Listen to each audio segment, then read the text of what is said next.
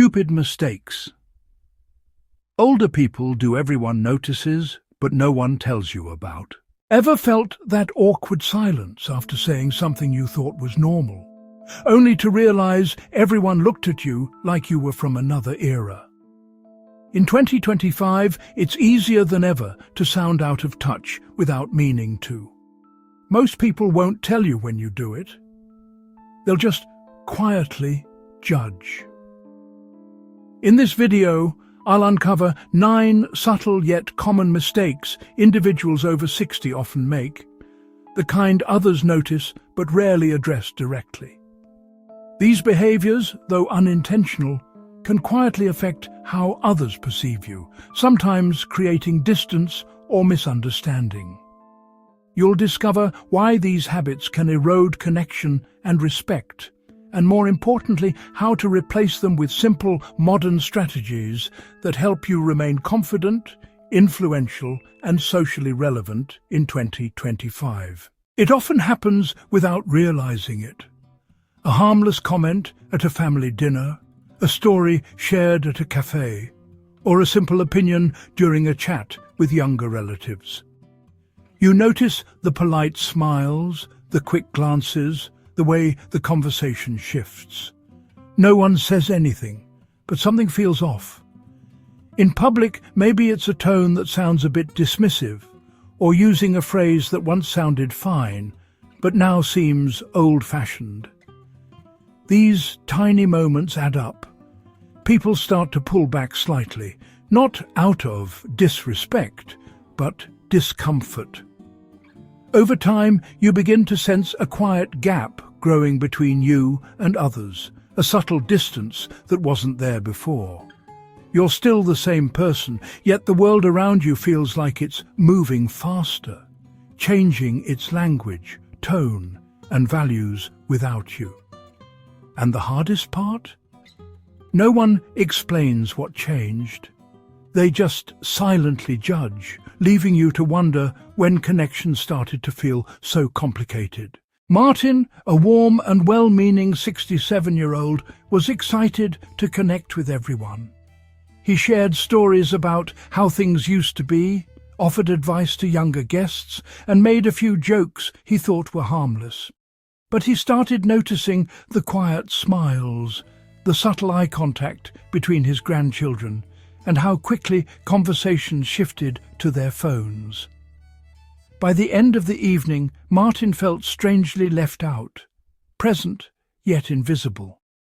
Later, his daughter gently mentioned that some of his comments felt a bit outdated. It stung, not because she was wrong, but because he hadn't realized he was doing anything wrong at all. That moment stayed with him, a mix of confusion and reflection. What exactly had he said that built that invisible wall between him and the people he loved most? Mistake number 1, talking more than truly listening. One of the most common yet least recognized social missteps among people over 60 is unintentionally turning conversations into monologues. It's rarely done out of arrogance or self-importance. In fact, it often stems from enthusiasm, the desire to connect, share experiences, and stay relevant through storytelling. With decades of wisdom, it feels natural to offer insights or advice when someone mentions a problem or new idea. Yet the subtle danger lies in doing more telling than listening. In today's fast-paced and emotionally aware world, people value mutual exchange, the feeling of being heard, validated, and understood. When conversations become one-sided, even unintentionally, others begin to feel unseen. They may respond with polite smiles, vague nods, or brief replies, but internally they start to disengage. Over time, this quiet withdrawal can create distance, not because your stories aren't valuable, but because they leave little room for others to share theirs.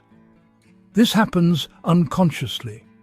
Years of being the family decision-maker, mentor, or voice of experience can make it easy to slip into the role of speaker rather than listener.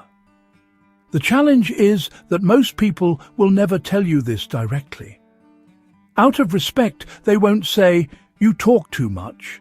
They'll simply speak less, share less, and eventually stop seeking deep conversation. This doesn't mean silence is the solution, it means balance is. The key is to cultivate active listening, a skill that demonstrates respect and emotional intelligence. Before responding, pause for a moment. Allow silence to breathe. Ask clarifying questions like, "What made you feel that way?"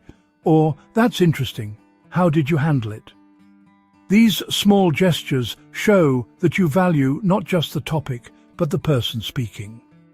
The art of modern connection lies not in how much you say, but in how well you listen. When others feel truly heard, your presence becomes memorable, your words gain more weight, and your relationships grow richer with every conversation. Mistake. Number 2. Ignoring modern communication etiquette. In the digital age, how we communicate carries as much weight as what we say.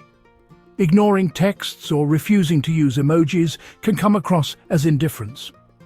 To younger generations, this may be interpreted as emotional distance.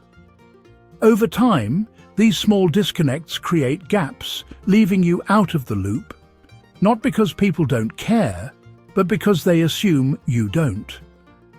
To bridge this gap, focus on responsiveness. A quick thank you or a heart emoji can convey warmth more effectively than a delayed message. Staying digitally connected isn't about chasing trends. It's about maintaining relationships where they now exist. Ask yourself, does your digital response reflect your warmth or your hesitation? Mistake number 3. Letting personal presentation slip without realizing it. One of the most sensitive yet impactful mistakes people make as they age is neglecting their personal appearance or hygiene. Not out of laziness, but because it slowly becomes less of a priority. Over time, comfort takes the place of care. The clothes that once made you feel confident turn into good enough, and routines like trimming nails, grooming hair, or updating eyewear quietly fade into the background. It's subtle, but others notice it before you do. This isn't about vanity. Personal presentation sends a message of self-respect and vitality. When someone takes care of their appearance, it communicates energy, confidence, and emotional health. But when grooming habits fade, or clothing choices seem outdated or neglected, it can unintentionally signal withdrawal, as if you've stopped showing up for life. People may respond differently, treating you as less capable or less engaged, not because they mean to, but because appearance subconsciously shapes perception. There are many reasons this happens. For some, physical limitations make daily grooming harder. For others, it's emotional, grief, isolation, or a sense that it no longer matters. But letting go of personal care can slowly erode self-esteem and even social opportunities. A well-kept appearance is more than surface. It's an outward reflection of inner dignity. The good news is, change doesn't require drastic effort. Small, consistent steps make a lasting difference. Update your wardrobe with pieces that fit comfortably but look fresh. Schedule regular haircuts or beard trims and invest in skincare or light fragrance that helps you feel renewed. Choose colors that uplift your mood. You're not competing with youth, you're honoring your maturity with pride. Remember, self-care isn't about impressing others. It's about reminding yourself that you're still part of the world, still vibrant, still worthy of attention. Ask yourself, when you look in the mirror each morning, do you see someone who's living or someone who's merely getting by? Mistake number 4. Turning every conversation into a one-way street. One of the most common, yet rarely discussed, social mistakes among older adults is unintentionally dominating conversations. It often comes from a place of enthusiasm or the desire to connect, but it can easily cross the line into oversharing or repeatedly revisiting the same stories from the past. You might think you're bonding, but others, especially younger people, may quietly withdraw or stop listening. They don't interrupt out of respect, but their silence often hides discomfort or disinterest. This habit develops naturally. As we age, our memories and experiences become treasures we're proud of, evidence of lessons learned and lives well lived.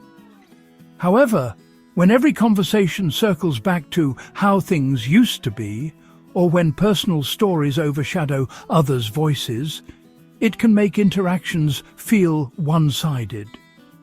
People might start to avoid deeper discussions, not because they don't care, but because they don't feel heard.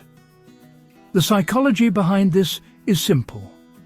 We all want to feel relevant. Sharing stories is a way of proving we still matter, that we still have wisdom to offer. But conversation is a dance, not a lecture. When one partner leads too long, the rhythm breaks. Genuine connection thrives on mutual curiosity, listening as much as speaking. A tactful alternative is to adopt the 60-40 rule. Spend 60% of the time listening and 40% speaking. When you share, keep it brief and connected to the present moment. Ask others open-ended questions. What's your take on that? Or how do you see it today? This turns old stories into bridges, not barriers.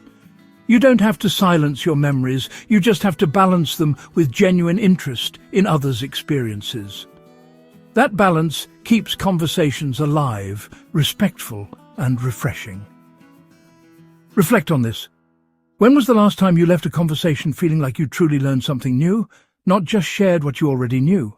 Mistake? Chapter 5. Crossing invisible boundaries. Without realizing it, many well-intentioned older adults unknowingly create emotional distance by overstepping boundaries with their adult children, relatives, or friends. It often happens in the form of unsolicited advice, commenting on parenting choices, financial decisions, or relationships, all with genuine care at heart. The intention is love. The impact, however, can feel controlling or intrusive. People rarely confront it directly, but you can sense the subtle withdrawal. Shorter visits, fewer calls, and polite but distant replies. This mistake usually stems from a deep desire to remain involved and helpful. After years of guiding, protecting, and nurturing others, it can be difficult to step back and watch loved ones make choices, especially ones you might disagree with. The parental instinct never really switches off. It simply needs to evolve. What changes, though, is that adults need autonomy more than instruction. Even when your advice is wise, giving it uninvited can signal that you don't trust their judgment. The key to rebuilding trust lies in respect, not the loud ceremonial kind, but the quiet respect that says, "I believe in you to handle your life." When people feel trusted, they naturally turn to you for guidance, not out of obligation, but out of appreciation. Instead of offering unsolicited opinions, try the reframe. Would you like my perspective, or would you prefer me to just listen? That simple question restores balance and demonstrates emotional maturity. Setting healthy boundaries doesn't mean disengaging. It means relating from a place of equality. It transforms relationships from dependent to mutual, where both sides feel heard, valued, and free. In truth, the greatest gift you can give your loved ones isn't advice. It's confidence in their ability to make their own choices, knowing you'll love and support them either way. Mistake number 6. Forgetting that the internet never forgets. It's easy to treat social media like a private chat, but it's a public broadcast where posts never fade. What feels friendly to you might come across as intrusive or offensive to others. Oversharing personal details, posting private family matters, or spreading misinformation can damage your credibility and strain relationships. Often, people won't correct you. They'll just quietly disengage. The solution isn't to withdraw, but to be thoughtful. Before posting, ask, is it true?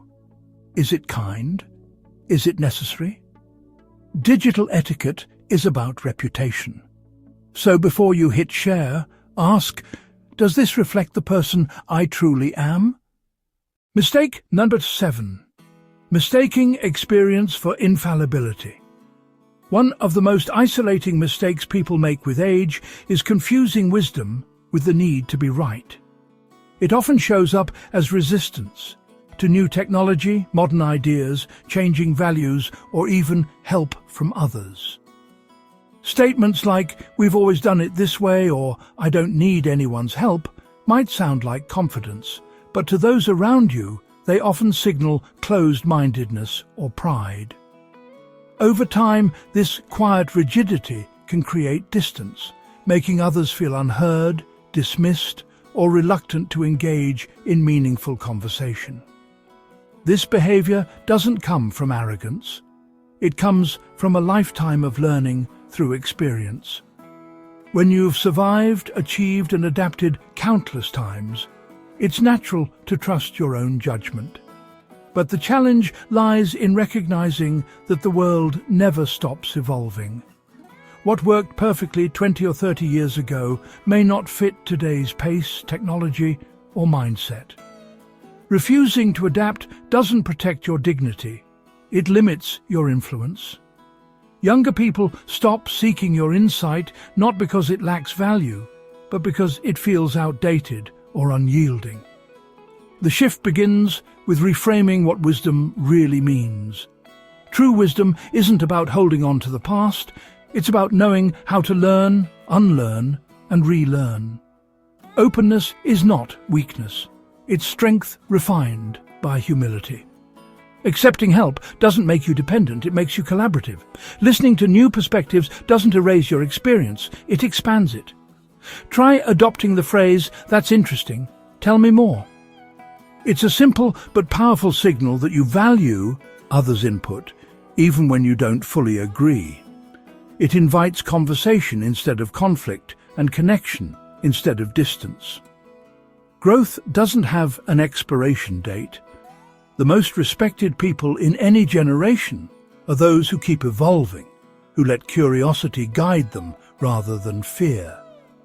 Ask yourself this: are you holding on to traditions that build connection, or habits that quietly build walls?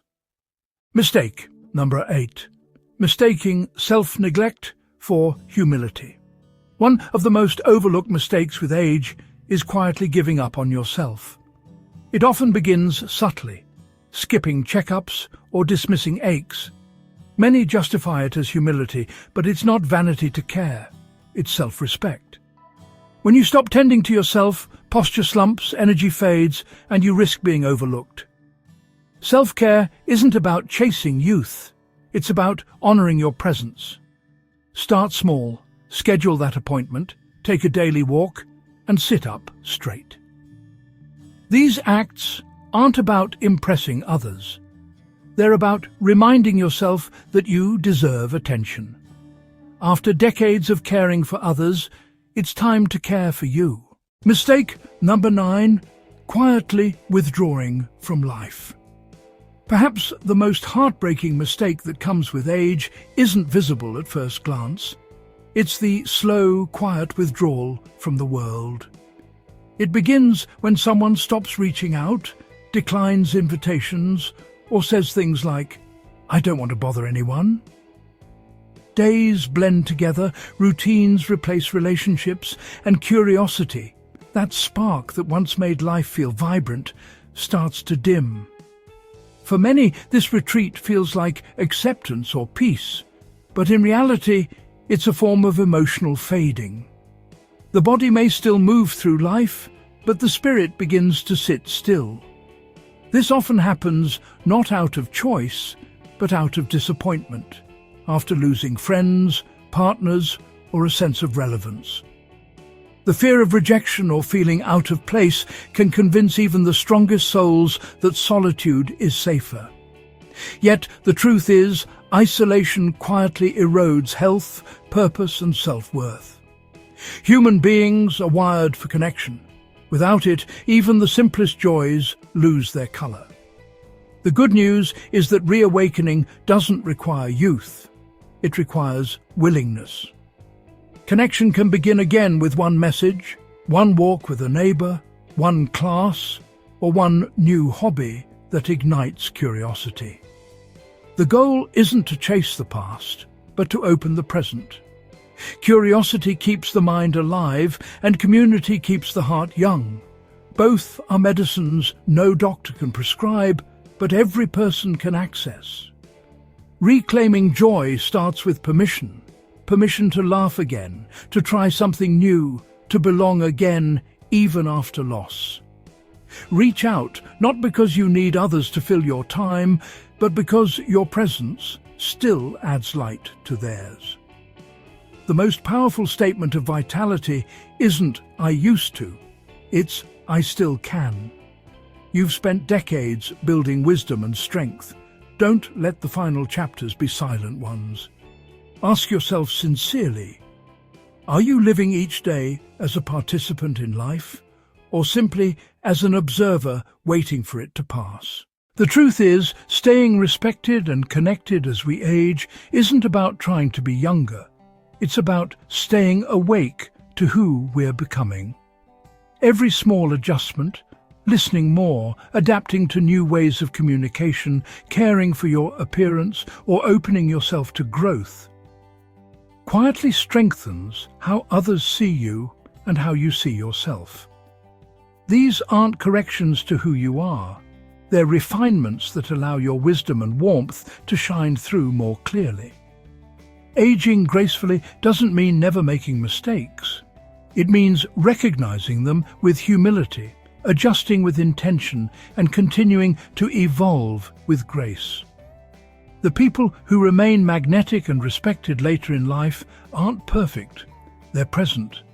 They listen, they learn, they stay curious, and they meet the world halfway instead of waiting for it to return to them.